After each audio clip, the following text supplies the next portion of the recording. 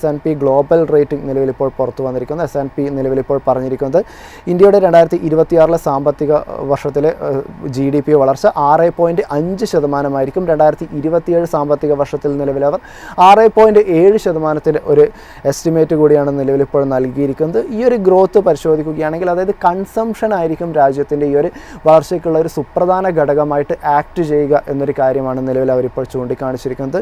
കൺസംഷനെ വർദ്ധിപ്പിക്കാനായിട്ടുള്ള പ്രധാനപ്പെട്ടിട്ടുള്ള കാരണങ്ങൾ പരിശോധിക്കുകയാണെങ്കിൽ വലിയ രീതിയിൽ തന്നെ ഇൻകം ടാക്സിലൊക്കെ തന്നെ ഒരു കട്ട് ഉണ്ടായിട്ടുണ്ടായിരുന്നു. അതായത് ആ ഒരു സ്ലാബ് പരിശോധിക്കുകയാണെങ്കിൽ 12 ലക്ഷത്തിൻ്റെ വരെയുള്ള വരുമാനമുള്ള ആളുകൾക്ക് ടാക്സ് ഉണ്ടാകുന്നില്ല. കൂടാതെ 1 ലക്ഷത്തിൻ്റെ ഒരു റിലീഫ് കൂടി പ്രഖ്യാപിച്ചിട്ടുണ്ടായിരുന്നു.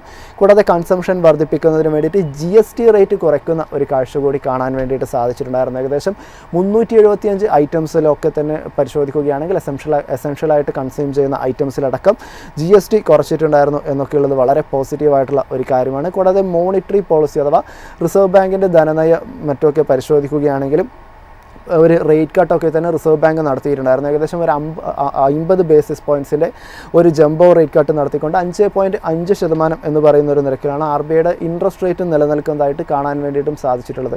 ഇങ്ങനെ പരിശോധിക്കുകയാണെങ്കിൽ പല മേഖലകളിൽ പരിശോധിക്കുകയാണെങ്കിൽ ഗവൺമെൻറ്റിൻ്റെ ഭാഗത്ത് നിന്ന് ടാക്സ് റേറ്റ് കുറയ്ക്കുന്നു, റിസർവ് ബാങ്കിൻ്റെ ഭാഗത്ത് നിന്ന് ഇൻട്രസ്റ്റ് റേറ്റ് കുറയ്ക്കുന്നു എന്നൊക്കെയുള്ളത് തന്നെ ആളുകളുടെ കയ്യിലേക്ക് കൂടുതൽ പണം എത്തിച്ചിട്ടുണ്ട്. അല്ലെങ്കിൽ കൂടാതെ GST റേറ്റ് കുറച്ചതൊക്കെ തന്നെ ആളുകളുടെ ഡിസ്പോസിബിൾ ഇൻകം വർദ്ധിപ്പിച്ചതായിട്ട് കാണാൻ സാധിക്കും. അതായത് ടാക്സ് കുറച്ചതുകൊണ്ട് തന്നെ കൂടുതൽ സ്പെൻഡ് ചെയ്യാനുള്ള ഒരു അവസരവും നിലവിലിപ്പോൾ ആളുകൾക്ക് ലഭിച്ചിരിക്കുന്നു. ഈ ഒരു കാരണങ്ങളൊക്കെ തന്നെ കൺസംഷൻ വർദ്ധിപ്പിക്കുമെന്നതും ഇത് രാജ്യത്തിൻ്റെ GDP പരിശോധിക്കുകയാണെങ്കിൽ ഒരു കൺസംഷൻ ലെഡായിട്ട് മുൻപോട്ട് പോകാനുള്ള ഒരു കരുത്ത് പകരും എന്നൊരു വ്യൂ പോയിൻ്റ് കൂടിയാണ് നിലവിലിപ്പോൾ S&P പങ്കുവച്ചിരിക്കുന്നത്.